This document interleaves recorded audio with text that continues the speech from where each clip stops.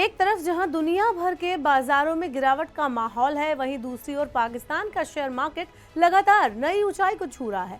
पाकिस्तान का benchmark Karachi stock exchange मंगलवार को कारोबार के दौरान 85,735 अंक के स्तर को पार कर गया। वहीं अगर भारत की बात करें तो बीएसई सेंसेक्स 81,408 के आसपास कारोबार कर रहा है। ज्यादातर ग्लोबल मार्केट में कमजोरी के संकेत दिख रहे हैं, लेकिन पाकिस्तान स्टॉक मार्केट की तेजी चौंकाने वाली है। पाकिस्तान स्टॉक एक्सचेंज यानी पीएसएक्स में इन्वेस्टर्स का सेंटीमेंट बुलिश बना हुआ है।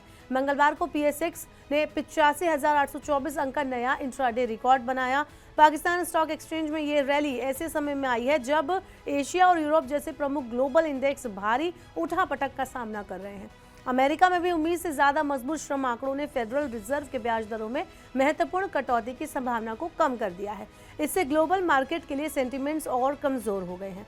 बावजूद इसके पाकिस्तान का बाजार बुलिश बना हुआ है। ऑयल, गैस, बैंकिंग और सीमेंट जैसे प्रमुख सेक्टर्स के मजबूत परफॉर्मेंस से बाजार की तेजी को सपोर्ट मिल रहा है। ऑयल और गैस सेक्टर विशेष रूप से इस तेजी में मुख्य भूमिका निभा रहे हैं। Oil and gas development company Pakistan petroleum limited और पाकिस्तान स्टेट ऑयल के शेयरों में बहुत ज्यादा उछाल आया है। पाकिस्तान के स्टॉक मार्केट में इस तेजी के पीछे कई फैक्टर्स हैं।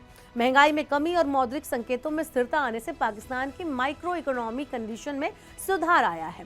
निवेशक नीतिगत ब्याज दर में महत्वपूर्ण कटौती की उम्मीद लगाए बैठे हैं। अगर पाकिस्तान में ब्याज दरों में कोई भी कटौती होती है तब इससे बाजार का परफॉर्मेंस और बेटर हो सकता है। अंतर्राष्ट्रीय मुद्रा कोष यानी आईएमएफ ने भी पाकिस्तान के लिए 7 अरब डॉलर के लोन को मंजूरी दे दी है। इससे पाकिस्तान को अपनी अर्थव्यवस्था को स्टेबल करने में मदद मिलेगी।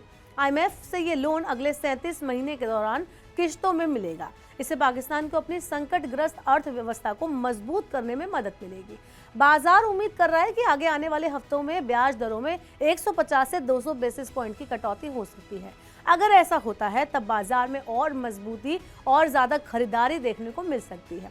इसके अलावा फिक्स इनकम मार्केट में गिरती यील्ड ने निवेशकों को इक्विटी से ऊंचे रिटर्न के लिए प्रेरित किया है। बैंक और एनर्जी जैसे इंडेक्स हैवी सेक्टर में मजबूत वृद्धि हुई है।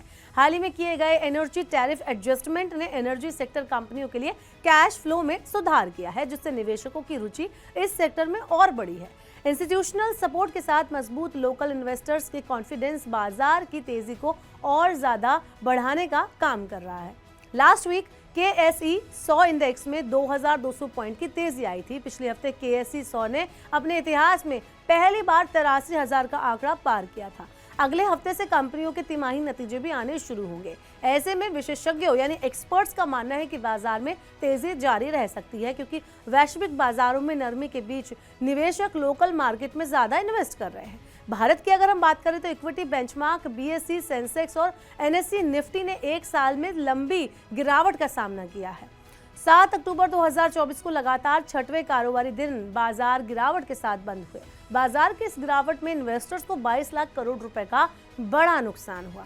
भारत का सेंसेक्स गिर रहा है और ये पाकिस्तान का जो सेंसेक्स उछाल मार रहा है, आपका उस पर क्या कहना है? आप हमें कमेंट बॉक्स में बता सकते हैं। और ऐसे और वीडियोस के लिए देखते रहिए मनी 9।